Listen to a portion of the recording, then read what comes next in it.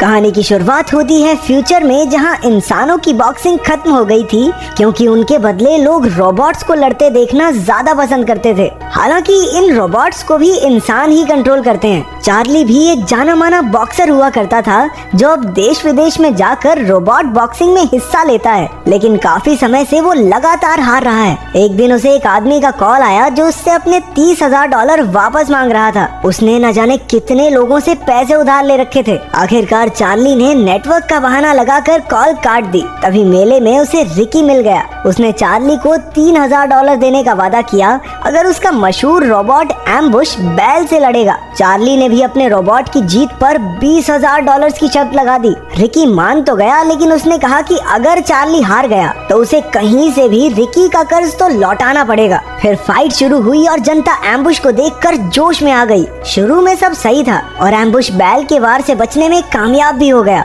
लेकिन तभी चार्ली लोगों से बात करने में इतना खो गया कि उसे रोबोट के पीछे भागता हुआ बैल दिखाई ही नहीं दिया। बैल ने अपनी जोरदार टक्कर से एम्बुश की टांग तोड़ डाली। चार्ली ने रिकी से फाइट रोकने को कहा, लेकिन वो नहीं माना। फाइट के आखिर में एम्बुश बस लोहे का कबाड़ बनकर रह गया और बच्चे उसका एक एक पुर्जा उठाकर अपने साथ ले गए। चार्ली भी मुंह छिपाकर पतली गली से निकलने लगा, लेकिन तभी दो लोगों ने आकर उसे बताया कि उसकी पिछली पत्नी की मौत हो गई है और उसका 11 साल का बेटा मैक्स अब एकदम अकेला है। चार्ली को अपने बेटे की कोई खास परवाह नहीं थी और उसने कोर्ट में जाकर कह भी दिया कि वो मैक्स को संभालने की हालत में ही नहीं है। हालांकि उसके कुछ रिश्तेदार मैक्स को अपनाना चाहते थे, इसलिए चार्ली ने उन्हें मैक्स की कस्टडी $1,00,000 में सौंप दी। पहले $50,000 लेकर वो मैक्स के साथ कुछ समय बिताने को तैयार हो गया। उन्हीं पैसों से उसने काले बाजार से नॉइजी बॉय नाम का एक बेहतरीन रोबोट खरीदा। उसमें वॉइस कंट्रोल का फीचर था जिससे वो इंसानों की बातें समझ सकता था।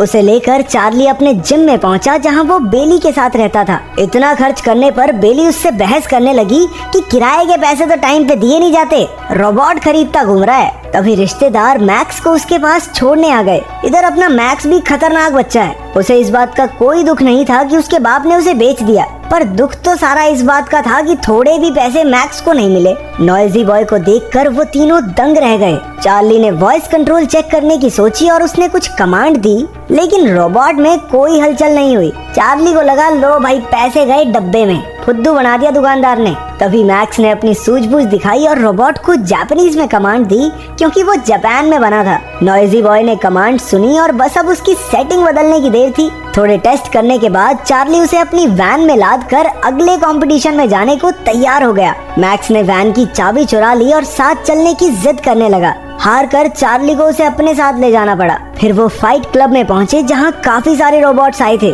चार्ली को पूरा यकीन था कि वो इस बार तो जरूर जीतेगा, इसलिए उसने नॉइजी बॉय का नाम मेन फाइट में लिखवा दिया। मैक्स ने उसे बहुत समझाया कि पहली बार सिर्फ छोटी फाइट से लड़े, लेकिन चार्ली ने कहा चल चल बाप को मत सिखा चल।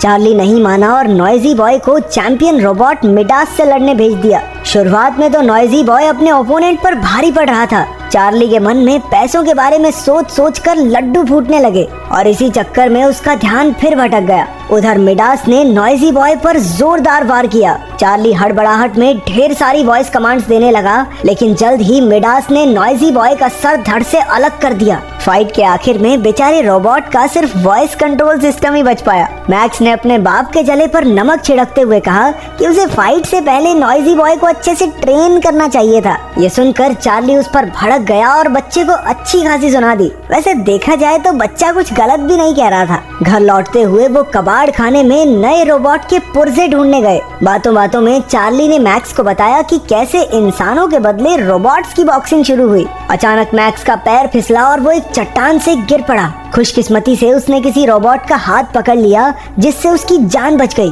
चार्ली ने तुरंत नीचे उतरकर मैक्स को बचाया। ऊपर आकर मैक्स ने देखा कि जिस रोबोट से उसकी जान बची वो कीचड़ में लिपटा हुआ था। उसने चार्ली से कहा कि इस रोबोट को अपने साथ ले जाने में उसकी मदद करे, लेकिन चार्ली ने एक बार फिर खुदगर्ज होकर अपने बेटे की मदद करने से मना कर दिया। मैक्स ने अपनी पूरी जान लगाकर सुबह तक उस रोबोट को पहाड़ी पर खींच लिया। आखिरकार वो वैन तक पहुंचा और चार्ली के साथ उसके जिम में गया। नॉइजी बॉय की हालत देखकर बेली को बहुत गुस्सा आया। उसने चार्ली से कहा कि अपने जीतने के सपने के साथ साथ अपनी असलियत को भी समझे। लेकिन चार्ली ने उसे चलकर मैक्स का रोबोट देखने को कहा। पता चला कि ये रोबोट एक पुराना मॉडल है जो फाइट के लिए नहीं बल्कि स्पेयर पार्ट्स के लिए बनाया गया था। ये हमला तो नहीं कर सकता लेकिन अपना बचाव जरूर कर सकता है। अचानक रोबोट ऑन हो गया और बेली ने देखा कि इसमें एक शैडो फीचर था जिसके हिसाब से ये रोबोट किसी भी इंसानी हरकत की हूबहू नकल कर सकता था। मैक्स ने रोबोट का कीचड़ साफ किया और देखा कि इसका नाम एटम है। मैक्स ने इलीगल फाइट में इस रोबोट को लड़ाकर कुछ पैसे कमाने का फैसला किया। रात को सबके सो जाने के बाद उसने जिम में जाकर एटम को ऑन कर दिया। वो दोनों सैर पर निकल गए और उस रात मैक्स ने अपने पहले रोबोट को कंट्रोल करना सीखा। अगली सुबह चार्ली मैक्स को लेकर एटलांटा चला गया जहां वो किसी के साथ मिलकर नया रोबोट खरीद सके। वो फिन नाम के एक आदमी से मिलने गया और वहीं मैक्स ने दुनिया के सबसे ताकतवर रोबोट ज्यूस के मालिक को देखा। उसका दावा था कि ज्यूस किसी भी रोबोट को मिट्टी में मिला सकता है। उधर चार्ली ने फिन से पैसे उधार मांगे लेकिन उसने साफ इनकार कर दिया। हालांकि वो मैक्स के रोबोट की फाइट कराने को राजी हो गया। अगली सुबह चार्ली ने देखा कि मैक्स एटम के साथ ट्रेनिंग कर रहा था। उसने खुद ही कमांड सेट कर ली थी जिसे देखकर चार्ली काफी खुश हुआ। मैक्स को एक काबिलियत आखिर अपने पिता से ही मिली थी। फिर दोनों फाइट के लिए चले गए और मैक्स ने सामने वाले लीडर से एक डील कर ली। अगर एटम एक राउंड जीता तो उसे $1000 मिलेंगे और अगर वो हारा तो एटम लीडर का हो जाएगा। फिर फाइट शुरू हुई और मैक्स ने एटम को कंट्रोल किया। रोबोट ने कोई हमला नहीं किया, बस खुद का बचाव करता रहा। चार्ली ने मैक्स से कहा कि सामने से हमला करे, लेकिन तभी ओपोनेंट ने एटम के सर पर वार कर दिया। पहला राउंड खत्म होने में सिर्फ 30 सेकंड बचे थे और उससे पहले एटम को फिर से खड़ा होना था। मैक्स के ऑर्डर पर एटम खड़ा हो गया और इसी के साथ मैक्स $1000 जीत गया। इससे लीडर की सिट्टी पिट्टी गुम हो गई और उसने शर्त रखी कि अगर ये रोबोट एक और राउंड टिक गया तो वो $2000 यानी दुगना इनाम देगा। चार्ली ने मैक्स को समझाया कि इसमें ना पड़े, लेकिन मैक्स फाइट के लिए राजी हो गया। अगला राउंड शुरू हुआ और एटम ने सामने वाले रोबोट पर जोरदार वार किया जिससे उस बेचारे का सिस्टम ही क्रैश हो गया। आखिरकार मैक्स जीत गया और अपना इनाम लेकर वहाँ से चलता बना। अगले दिन वो एटम को नए कमांड सिखा रहा था। जब वो बोर हो जाता तो एटम को अपने साथ डांस करवाने लगता। जब चार्ली आया तो मैक्स ने उसे बताया कि उसने नॉइजी बॉय का वॉइस कंट्रोल सिस्टम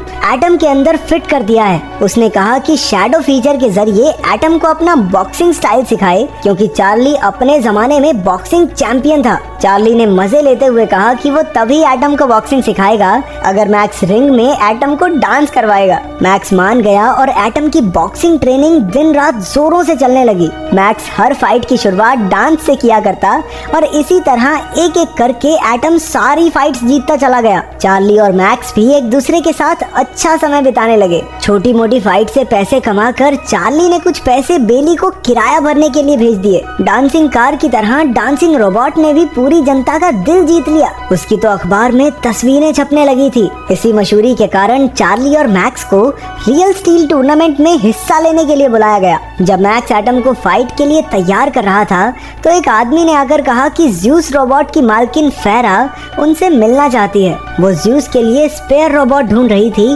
और उसने एटम को खरीदने के लिए $2 लाख का ऑफर दिया। चार्ली तो उसी वक्त राजी हो गया, लेकिन मैक्स इनकार करके कमरे से बाहर आ गया। चार्ली ने मैक्स को ये डील लेने के लिए बहुत समझाया, लेकिन मैक्स ने कहा कि जरा सोचो, ये औरत एक स्पेयर रोबोट के लिए इतने पैसे देने के लिए क्यों तैयार है। मैक्स को यकीन था कि उसके रोबोट में कुछ तो खास बात जरूर है, इसलिए उसने एटम को बेचने से साफ मना कर दिया। उधर फाइट देखने आए लोगों के शोर के बीच 2 सर वाला रोबोट ट्विन सिटीज आया। फाइट शुरू होने से पहले एटम ने भी मजेदार डांस दिखाकर लोगों का दिल जीत लिया। फाइट के शुरुआती मिनटों में तो उस 2 मुंह वाले रोबोट ने एटम पर लगातार वार करके उसे हमला करने का मौका ही नहीं दिया। तभी चार्ली का ध्यान ट्विन सिटीज की कमजोरी पर गया। असल में हर पंच से पहले उसका दाहिना कंधा थोड़ा अटकता था। मैक्स ने एटम से वहीं पर हमला करवाया और उसका पूरा दाहिना हिस्सा तोड़कर एटम ने उसके सर पर जोर से सर दे मारा। उस दूसरे रोबोट की इतने में छुट्टी हो गई।